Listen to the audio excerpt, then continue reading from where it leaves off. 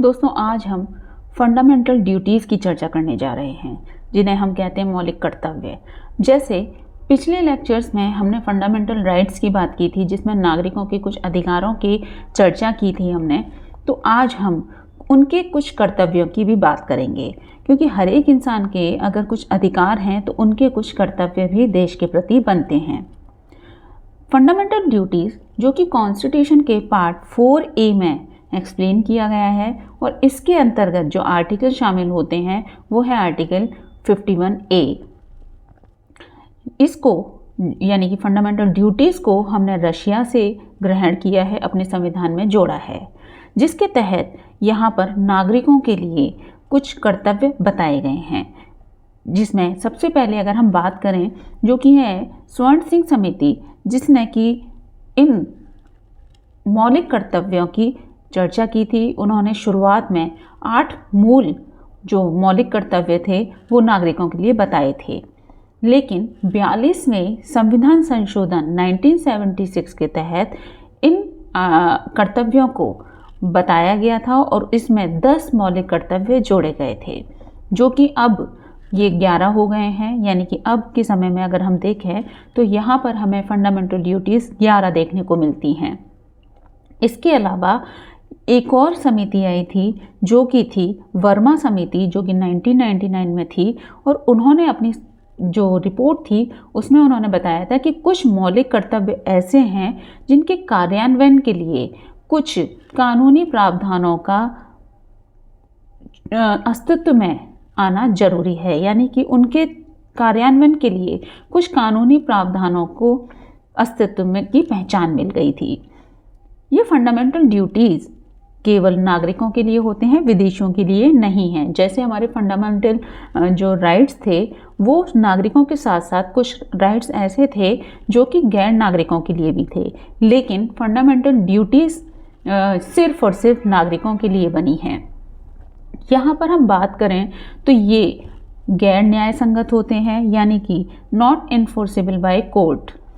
Fundamental rights जो कि enforceable by court होते हैं, इनको हम कोर्ट से एनफोर्स करवा सकते हैं, लेकिन फंडामेंटल ड्यूटीज़ में ऐसा कुछ भी नहीं है।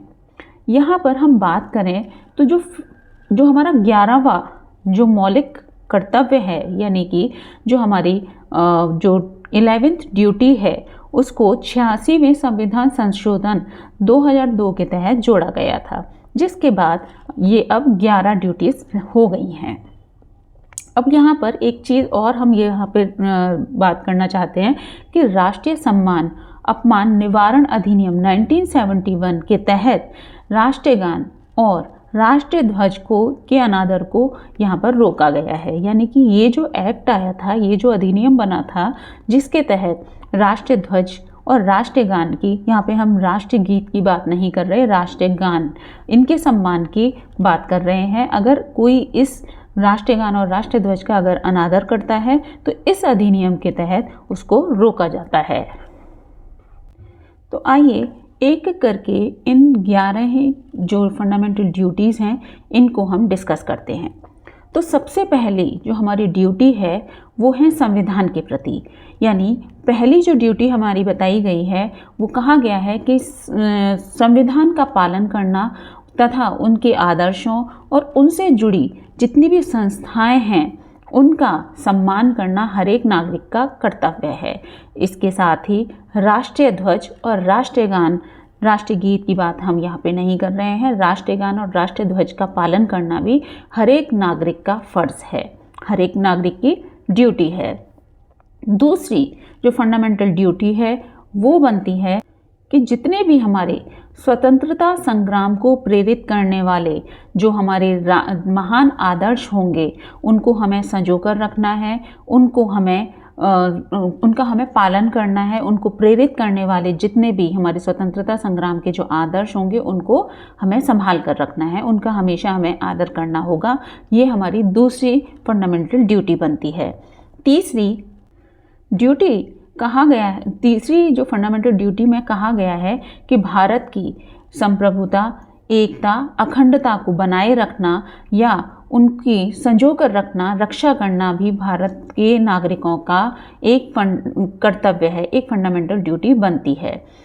जो चौथी हमारी फंडामेंटल ड्यूटी है वो ये है कि भारत की रक्षा करना और उसको आह्वान किए जाने पर, यानी कि हमेशा भारत की रक्षा करनी है और कभी ऐसा समय पड़ता है या कुछ कभी ऐसा आह्वान किया जाता है राष्ट्र की सेवा के लिए, तो हमें राष्ट्र सेवा के लिए तत्पर आगे आना पड़ेगा। ये हमारी फंडामेंटल ड्यूटी बनती है।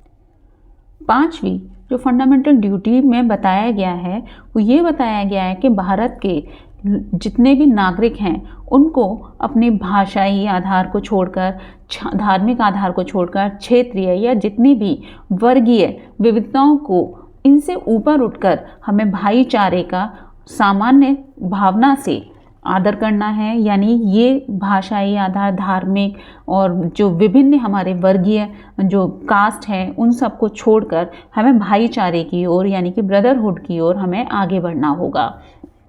और इसके अलावा महिलाओं को अपमानित करने वाली, यानी कि महिलाओं की जितने भी अपमानजनक वाली जो प्रथाएं हैं, जिनसे कि ऐसी प्रथाएं जो जिनसे कि महिलाओं का अपमान हो, उनका अनादर हो, ऐसी प्रथाओं को हमें त्यागना होगा, उनको हमें छोड़ना होगा। कुछ ऐसी रिचुअल्स होते हैं जो कि पुराने समय में बनाई गई थी जिससे महिलाओं का पतन हो रहा था, तो ऐसी प्रथाओं का हमें त्याग करना होगा। फंडामेंटल ड्यूटी जो कि छठी है उसमें बताया गया है कि भारत की जो हमारी मिश्रित संस्कृति है उसका हमें सम्मान करना होगा, उनको हमें आगे बढ़ाना होगा, उनको महत्व देना होगा। जो हमारी जो मिश्रित संस्कृति की जो समृद्ध विरासत हैं उनको हमें महत्व देना होगा, उनको संरक्षित करना होगा।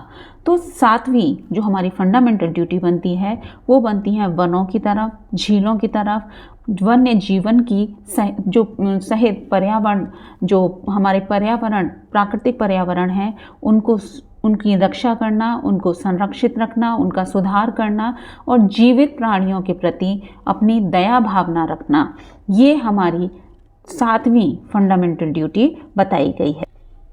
एट्थ जो हमारी फंडामेंटल ड्यूटी है वो बनती है वैज्ञानिक दृष्टिकोण की तरफ, यानी कि समय समय पर हमें कुछ ऐसे साइंटिफिक रिसर्च करने होंगे, ह्यूमैनिटी दिखानी होगी, यानी कि मानवतावाद, अन्वेषण एवं सुधार की भावना को हमें अपने अंदर विकसित करनी होगी।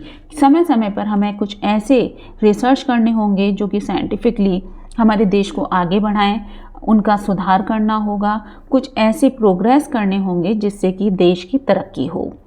तो वहीं जो हमारी नौवीं यानी 9th जो हमारी फंडामेंटल ड्यूटी बनती है वो बनती है जो सार्वजनिक संपत्ति की, जितनी भी हमारी सार्वजनिक संपत्ति है उनकी रक्षा करना और हिंसा का परित्याग करना। यानी कि जितनी भी हमारी जो हमारी प्राइवेट, जो हमारी पब्लिक प्रॉपर्टीज़ हैं उनको हमें संरक्षित रखना है, उनको हमें सुरक्षित रखना है। इसके साथ ही हमें हिंसा से, यानी कि जहाँ पर हम हो सकें हमें तोड़ फोड़, हमें जो हमारी पब्लिक प्रॉपर्टीज़ हैं उनको हमें डिस्ट्रॉय होने से बचाना है, हिंसा का परित्याग करना है। ये भी हमारी एक फंडामेंटल ड्यूटी बनती है।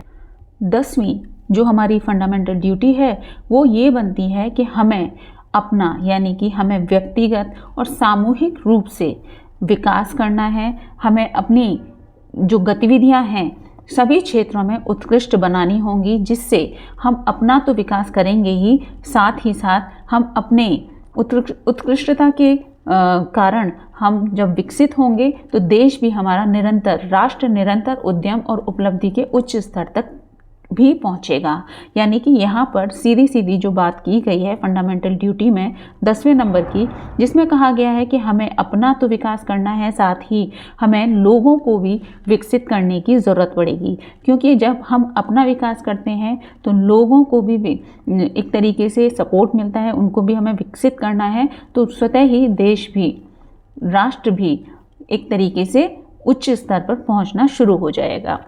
और लास्ट जो हमारी ड्यूटी बनती है, जो कि 11वीं ड्यूटी है, जिसको कि 86 कॉन्स्टिट्यूशन अमेंडमेंट 2002 के तहत जोड़ा गया है, जिसमें बताया गया है कि हर एक माता पिता और अभिभावक के जो भी 6 से 14 वर्ष तक के आयु के जो बच्चे हैं उनको शिक्षा का अधिकार देना उनको एक तरीके से फंडामेंटल ड्यूटी को बताया गया है। यानी कि 6 वर्ष से 14 वर्ष तक की आयु के जितने भी बच्चे हैं, हर एक बच्चे को शिक्षा का अधिकार देना उन माता पिता और अभिभावकों की ड्यूटी बनती है, फंडामेंटल इनका कर्तव्य बनता है, फंडामेंटल ड्यूटी बनती है। तो ये हैं हमारे वो 11 फंडामेंटल ड्यूटीज़ जिससे कि हमारे देश को आगे बढ़ा सकते हैं, उनको हम तरक्की दे सकते हैं। तो यहाँ पर ये हमारा फंडामेंटल ड्यूटीज़ का जो पार्ट है, छोटा सा पार्ट है, वो हमारा कंप्लीट हो गया है।